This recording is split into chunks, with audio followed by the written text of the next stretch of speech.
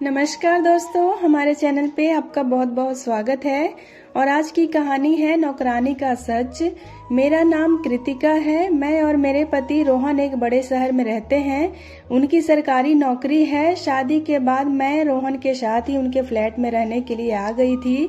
वो यहाँ करीब 2 साल से रहते हैं। वो सुबह सुबह ही काम पर चले जाते हैं। मैं घर में अकेली रहती हूँ। शादी के पहले से ही मुझे घर के काम में कोई खास दिलचस्पी नहीं है। मैंने घर का काम करने के लिए एक नौकरानी रखी है। उसे मेरी बिल्डिंग वालों से पता चला था कि मुझे नौकरानी की जरूरत है। उसने अपना नाम सोनी बताया था। वो देखने में काफी सुंदर थी और वो हमारे बिल्डिंग के पास ही की एक बस्ती में रहती थी।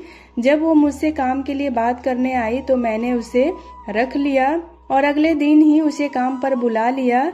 अगले दिन सुबह सुबह ही वो मेरे दरवाजे पर आ गई। रोहन के ऑफिस का टाइम सुबह 8 बजे से रहता है। सोनी रसोई घर में अपना काम कर रही थी। रोहन ऑफिस के लिए तैयार होकर बाहर नाश्ता करने के लिए आए और आते ही उन्होंने सोनी को देख लिया और सोनी को देखते ही वो किसी सोच में पड़ गए। और जब सोनी ने उन्हें देखा तो उसके चेहरे का भी रंग बदल गया था। सोनी उन्हें कुछ देर ऐसी ही देखती रही, फिर अचानक उसकी नजर मुझ पर पड़ गई और जब उसे दिखा कि मैं उसे देख रही हूँ तो वो घबरा गई और फिर अपने काम में लग गई। रोहन के साथ भी ऐसा ही था। रोहन और सोनी जिस तरह से एक दूसरे को देख रहे थे उससे ऐसा लग रहा था कि यह दोनों की पहली मुलाकात नहीं है। मैंने रोहन से पूछा कि क्या तुम इसे जानते हो? तो वो बोले कि हाँ, देखी देखी सी लग रही है। शायद यही बिल्डिंग में काम करती होगी, आते जाते कहीं देखा होगा। मैंने भी सोचा कि हाँ, ऐसा हो सकता है। उनके जाने के बाद मैंने सोनी से बात की। मैंने उससे पूछा कि पहले इस बिल्डिंग में कहाँ कहाँ काम किया है। वो बोली कहीं नहीं मैडम, यहाँ तो मैं पहली बार आई हूँ। सोनी फिर मुझसे पूछती है, मैडम यह आपके पति हैं? मैंने बोला हाँ, क्यों, क्या हुआ? वो बोली नहीं मैडम, कुछ नहीं, बस ऐसे ही पूछा। अगले दिन सोनी काम पर आई। मैंने देर रात तक कुछ काम किया था इसलिए मेरी नींद देर से खुली। मैं अपने बिस्तर पर सो रही थी। रोहन उठकर तैयार हो रहे थे। थोड़ी देर बाद जब मेरी नींद खुली तो रोहन कमरे में नहीं थे। मैं उठकर बाहर किचन की ओर गई और जब मैं दरवाजे पर गई और दरवाजे पर जाते ही जो मैंने देखा वो मैंने कभी नहीं सोचा था। रोहन गुस्से में थे और सोनी उनके आगे हाथ जोड़कर खड़ी थी। 1 मिनट के लिए मुझे लगा कि कहीं मैं कोई सपना तो नहीं देख रही हूँ। उन दोनों ने अभी तक मुझे नहीं देखा था कि मैं उनको देख रही हूँ और मैंने वहीं खड़े होकर उनकी बात सुनने की कोशिश कर रही थी।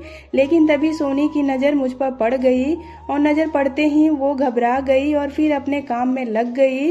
रोहन मुझे देखकर मेरे बिना पूछे ही बोले कि मैं यहाँ पर यह देखने आया था कि नाश्ता बना है या नहीं और कहीं मैं ऑफिस के लिए लेट ना हो जाऊं।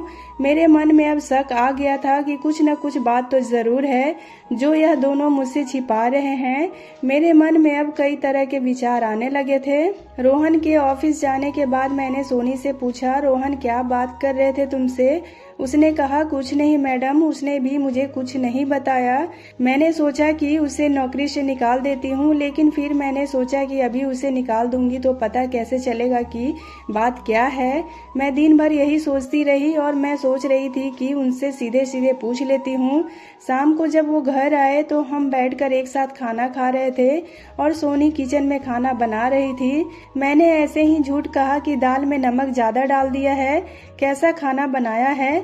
रोहन सोनी के सामने ही कहने लगे, नहीं नहीं, नमक एकदम ठीक है, बहुत अच्छा है, ऐसा ही खाना बनाती रहो। मेरे पति यह क्या कर रहे थे? एक नौकरानी की इतनी तरफदारी।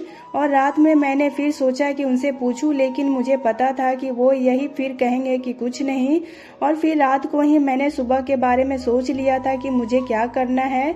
मैं सुबह फिर बिस्तर पर आंखें बंद करके लेटी थी। रोहन उठकर तैयार हो रहे थे। मुझे लगा था कि आज भी शायद यह किचन में जाएंगे और वैसा ही हुआ। वो किचन में गए, मैं भी चुपके से उनके पीछे गई यह देखने की आज रोहन क्या करने वाले हैं। रोहन ने आज भी कुछ किया। आज रोहन सोनी को पैसे दे रहे थे। मेरे घर में यह सब क्या हो रहा था? 4 दिन में इस नौकरानी ने मेरे पति पे ऐसा क्या जादू चला दिया था? और फिर मैंने भी सोच लिया था कि अब मुझे क्या करना है। फिर जब शाम को रोहन घर आए तो उनके आने के बाद उन्होंने कहा कि सोनी को बोलो मेरे लिए चाय बना दे। मैंने कहा कि मैं चाय बना देती हूँ वो बोले क्यों सोनी नहीं आई। मैंने कहा कि आपको उसकी इतनी फिक्र क्यों हो रही है, मैंने उसे काम से निकाल दिया है, अब नहीं आएगी वो। रोहन बोले क्यों, कुछ किया था क्या उसने। मैंने कहा हाँ उसने पैसे चुराए थे। फिर रोहन बोले कि अरे उसने चुराए नहीं थे, उसे पैसे मैंने दिए थे, बस यही सुनना चाहती थी मैं। मैंने बोला क्यों, आपने क्यों दिए थे, वो भी इतने पैसे किस बात के लिए, कौन सी बात नहीं बोलने के लिए पैसे आप उसे दे रहे थे। तब रोहन बोले तुम पागल हो गई हो, तुम पूछ रही थी ना कि मैं उसे जानता हूँ, तो सुनो। सोनी की एक लड़की है करीब 5 साल की, वो एक दिन रोड पर खेल रही थी और मेरी कार से टकराते हुए बड़ी मुश्किल से बची थी, लेकिन वो डर कर गिर गई थी। सोनी का पति शराबी है, उस दिन वो मुझसे लड़ने आया, सोनी भी उसके साथी थी और फिर काफी भीड़ जमा हो गई थी। वो मुझसे बिना बात के पैसे मांगने लगा। उस समय सोनी भी उसका ही साथ दी, नशे में वो कुछ भी कहे जा रहा था, इसलिए मैंने बात को खत्म करने के लिए उसे पैसे दे दिए थे। इसलिए सोनी को देखते ही मैं पहचान गया था। वो मुझसे कह रही थी कि उस दिन के लिए मुझे माफ कर दो, मुझे भी कुछ पैसे चाहिए थे, इसलिए मैंने अपने पति का साथ दिया। अब वो अपने पति से अलग रहने लगी है, सोनी की माँ और उसकी बच्ची की जिम्मेदारी उस पर है, इसलिए वो कह रही थी कि मुझे नौकरी से मत निकालना और मैडम को वो बात मत बताना, नहीं तो मैडम मुझे भगा देगी। इसलिए मैंने उसे पैसे दिए ताकि वो अपना घर चला सके। उसकी आंखों में मुझे ईमानदारी लगी और तुमने उसे काम से निकाल दिया। यह काम उसके भूख और गरीबी से लड़ने का सहारा था। वो मेहनत कर रही है, कुछ गलत काम नहीं कर रही है। मुझे उनकी बात सुनकर बहुत अफसोस हुआ, मुझे ऐसा बिल्कुल भी नहीं सोचना चाहिए था और ना ही मुझे उसे काम से निकालना चाहिए था। फिर मैंने कहीं से उसका नंबर मांगा और उसे काम पर बुला लिया।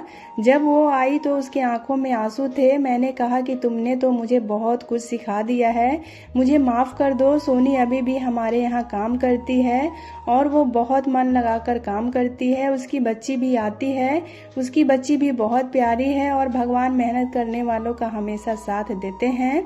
तो दोस्तों उम्मीद करती हूँ आपको आज की ये कहानी काफ़ी पसंद आई होगी। तो अगर आपको कहानी पसंद आए तो चैनल को लाइक शेयर एंड सब्सक्राइब करना बिल्कुल भी ना भूलें और हो सके तो इसे अपने फैमिली एंड फ्रेंड्स के साथ शेयर भी करें। वीडियो में अंत तक बने रहने के लिए आपका बहुत बहुत धन्यवाद।